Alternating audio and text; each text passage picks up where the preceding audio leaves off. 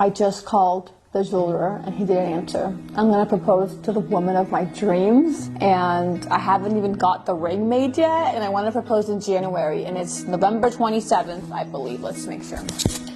It's November 29th. Wow. There she is. Look how beautiful she is. Oh, there's a jeweler. Hello? Is this King Lexagod? It is King Lexagod. How are you? Happy holidays. So let me fill you in with what has happened. I'm going to propose first. It's going to be a surprise. She knows that I'm going to propose, but not when. She knows that I'm going to go to you because out of everybody that we've scouted, I personally prefer you as a jeweler. I really like your work. I can tell that you have an eye for detail versus other stuff that I've seen. Cool, so, thank you. Yeah. So I want to go to you for her ring. Awesome. Do you know her finger size? I don't, but I'm sure we have it in the emails. That's like a bit, that's like 50% of it, just getting a good finger size for her. My proposal date is January 8th. That's just a random date that I picked, but I do want it to be the first week of January. Is that enough time? Yeah, that's enough time. We can do it. Okay. But you don't want her to know anything. Exactly. Cool. Yeah, I'm excited to see what we create. All right, so it is November 30th, and we are gonna go to the jeweler. And she is in flight school, so she has no idea that I'm leaving the house unless she checks my location. Are you excited? I'm gonna propose to mommy. I'm gonna propose to mommy. We're gonna make the ring today. We're making the ring today. We're making mommy's ring today. Ash left to flight school around 3. It's 3:41 right now. I know she's gone for at least 2 hours. So I have 2 hours to go to the jeweler and come back home so she doesn't suspect a thing. My lisp sucks. So let's go. It's in Scottsdale. We've met him before. All right, we're good. Let's go. All right, so I have my girlfriend Ash, who you've already met, and she wants me to create a custom design ring because she wants it to mean something, and she wants it to be something that I create. And honestly, I've never been married before. This is my first time proposing, and I really want this ring to be something very special. I don't know where to start. She actually created a Pinterest board. So I have a bunch of ring ideas that she likes. She likes all of them, but she wants me to use those ideas and kind of like create my own version of all that. Well, that's what we do. I'm glad you have pictures because I like to start with a picture or some ideas or something to get a feeling for the kind of style, the design, the basically the essence of what we're going to create. So what I usually start with is what kind of stone you want to use. Of course, your finger size, the size of the stone, the shape of the stone. And then we go from there to make the ring around the center stone. So the size of her ring, I believe her and I are the same size. The stone, we definitely want to go with moissanite, and I believe you shared about that last time we were here. There's not really a big, humongous difference between diamonds and moissanite. I know that a lot of my YouTubers, family and followers, probably have that question between, is moissanite and diamonds really that different? They are that different. They're two totally different compositions. Moissanite is silicon dioxide, which is silica, and diamonds are diamond, which is the only mineral like that on the planet. There's advantages and disadvantages of doing both. Moissanite is a little more environmentally friendly. It's a lot less expensive. Diamonds are a lot more expensive, but the whole point of an engagement ring is the thought, the gesture, the proposal. And moissanite's a great alternative to the diamond, and I think it looks about 90% as good. Ash is very into being environmentally friendly, and she definitely wants moissanite. So we're gonna go with moissanite. All right, so I pulling up the Pinterest board. As I said, she gave me a bunch of images of rings that she likes for me to create a special ring. So there we go, like right there. As you know, she really likes this ring. Remember that ring? But then she discovered other rings. Like she also likes that ring. She definitely likes it elongated on her finger. All these rings have kind of like a flow down the finger. So I have some ovals here. Okay. By luck of the draw, they're all ovals. Yeah. These are, I believe, these are like 1.5 to 2 carat, and I think this is a 3 carat here. Okay. So we can start with the size. Okay. And we can start drawing around it, whether she wants it, whether you want to do something flowery, flowery, like that, or like a halo. So I'll draw this ring or a similar ring with the exact size of her finger and the size of the stone, and then we can go in a 3D realm in design and 3D. I think she mentioned what rock size she wanted. She wanted it, I think she wanted it bigger than this. If I remember correctly. Yeah. She wanted like, I want to say like 11 or 12 millimeters. Okay. Something sizable, something pretty big. Yeah, she does. I think that the problem with this ring is that a lot of these shapes that are going around the oval, they aren't defined, and they're just kind of like, they kind of all just kind of blend together. So I'd like to make something a little more, make it a little more distinct and a little more. But I like the general shape of the ring. I just remember something that Ash really likes, and I know nothing about terminology when it comes to rings. What do you call this cut? That rectangle? That's an emerald cut. Okay, she likes the emerald cut. So I know for a fact that I want it to be an emerald cut. Okay, so let's switch the center stone to an emerald, and we'll start drawing around an emerald. Okay. An emerald is an elongated square, or it's a rectangle, so with beveled corners. Yeah, so now it's like, what do I create around that? Because I personally, the emerald cut to me is super classy, super, in a way, traditional, even though I know most rings are emerald, engagement rings. Right. But I think it'd be beautiful. Now, I want something around it.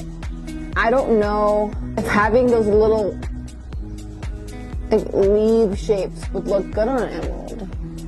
In regard to your question of things going with an emerald cut stone, if it's done right, you can blend the different elements of square, rectangle, marquee, if it's done correctly. And I'm feeling like, you know, the way I make rings, I've made a lot of rings, and all comes down to a combination of the craftsmanship and the design. Yeah. So, I wish that we can see it on a, can you create that on like a computer so I have like a visual?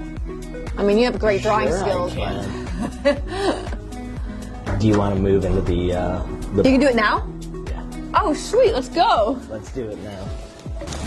We're going to the back of this jewelry store so we can create Ash's ring on a digital computer. I think this digital computer is going to be a way better way to, you know, make this ring come to life before actually making the ring.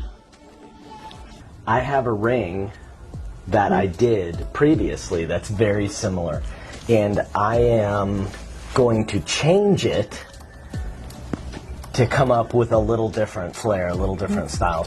So I'm not like totally crazy about all these swirly designs. No, I don't like that. So I'm going to take this stone and I'm going to get rid of it, and I'm going to import a new stone. The emerald cut? I'm going to import the emerald cut so you can see the different shapes, the different kind of diamonds we're going to use. And from here, what we'll do is we'll get ideas of what you like, what you don't like. I just kind of had this because it was flowery and it was the same general shape. Yeah. But, so you want it to be more like that than that, because can you go to your screenshot and blow it up? Okay, so can you email that to me really quick? Yeah, it looks horrible quality there, but it is. it is. But we're gonna. But there's. You got to start from somewhere. Yeah. When you. Okay, what's your email? ljtrap@gmail.com. You just sent it. It looks like it has like little diamonds. Diamonds shaped like a hexagon, or what do you call that? That's all different shapes of stones. Oh, they are? It is, yeah. Like kind of just like crammed in there. Marquee. That's a marquee. Looks like there's a square. Okay. These are triangles. This is kind of, honestly, it's kind of a mishmash of a lot of different stuff. That on an emerald? I want to know what that looks like. It sounds great in my head, but I don't know. We can do it. I don't want anybody to have this ring. I want it to be like, whoa, where did you get this ring? Well, what we're going to do is we're going to put a twist on all the elements of this ring to make it yours in ashes. And it's weird saying ashes. I feel like I'm saying ashes. Ooh. Ash also has no idea that I'm here right now. I turned my phone off so she can't call or check my location because we share each other's location. So she's been here, so if she looks up my location, she's gonna know that I'm at the jewelry store, you know, creating the engagement ring. So I'm a little concerned because I think she's gonna be home soon. Yeah. That looks gorgeous. Oh, I see what you're doing. So what we're doing is basically scaling everything, and we're gonna throw some stuff at the wall and see what sticks. Okay. So we have some ideas of stones we want to use. So from here, what we're going to do is essentially copy and paste and repeat. That looks awesome already. If I would have done it right. But I want to see what you think of this first. So from here, we have a couple asymmetrical situations going on. We've got a pair on one side and a marquee on the other. And we can keep it like that, or we can go full symmetrical. I kind of like it alternating because it goes marquee, pair, marquee, pair, marquee, pair, and anything can be changed at any time. So what we'll do is we'll mirror this. I like this. It reminds me of that one ring that was ruby that she really liked, the red one. It's giving that same vibe with the leaves. Do you remember she wanted the leaves to not be perfect all around. She wanted them a little crooked, and that's exactly what you've created, but with this emerald cut. We're getting close. I think we need to fill some more space, which I'm trying to do right now. So we've got a lot of different design elements going on in this ring. So from here, what I'll do is on the back end make all this mechanical and scale everything, put it in proportion, and make it flow and turn it into a ring. We'll get rid of the background image. We'll bring all this up. So are you going to print that right now and we're going to see it in real life, or? Yep. Oh, what? We're going to print it. Crazy. It's not going to happen as fast as you think it might, because these things take a lot longer than people think. Like what, 30 minutes? No, it'll be overnight. Okay, so I'll be back. but we'll send it to the printer. We'll get it printed. Cool. Okay. So once we decide the stones we want to use, the size, the scale of everything, we want to try to figure out whether the ring is on the finger, raised above, in a cluster. Is there air? Is there space? Is there little windows? Is there a gallery underneath? And that's what we need to do in CAD to make the ring functional. My main priority, aside from aesthetics, is for it to be durable. Like, it's not, I don't want it to break off in a year or two or even ever. So what is the most durable way? Is it off the ring, on the ring? Does that even matter? Well, my experience was making, repairing jewelry before making jewelry. So I have a really strong background in why jewelry breaks. And I try to, with all my custom pieces that I design and I build, make them last forever. Yeah. A lot of the jewelry I make for people, it's their prized possession. It's their most valuable,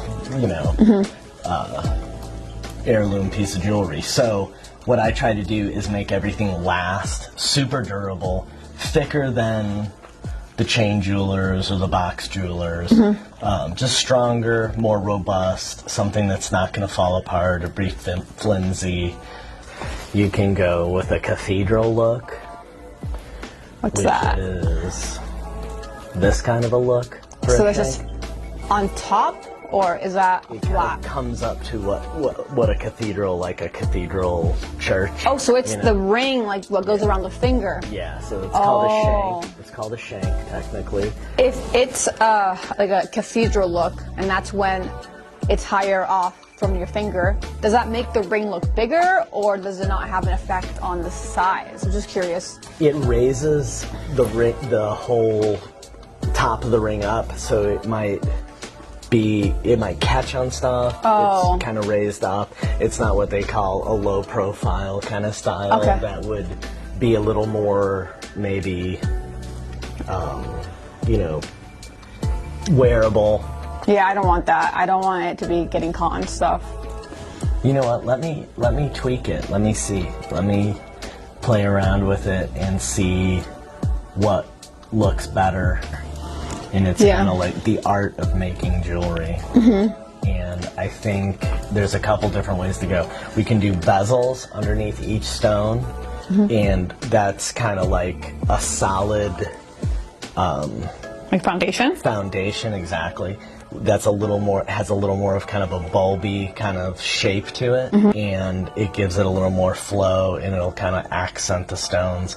And then what we can do is we can go either prongs to hold the stones in, or we can do pave, which is kind of setting the stones down in the metal and then raising the stones by hand. And this is kind of where handmade jewelry and computer jewelry kind of blend together, and I can pave the stones with jewelry engraving tools, set the diamonds in kind of a bed of diamonds. If you like where I'm going with this, what I'm going to do is make the foundation, like you were talking, what you said, which is a really good word for it. It's the foundation of the ring, and I'm going to try some different shanks and see.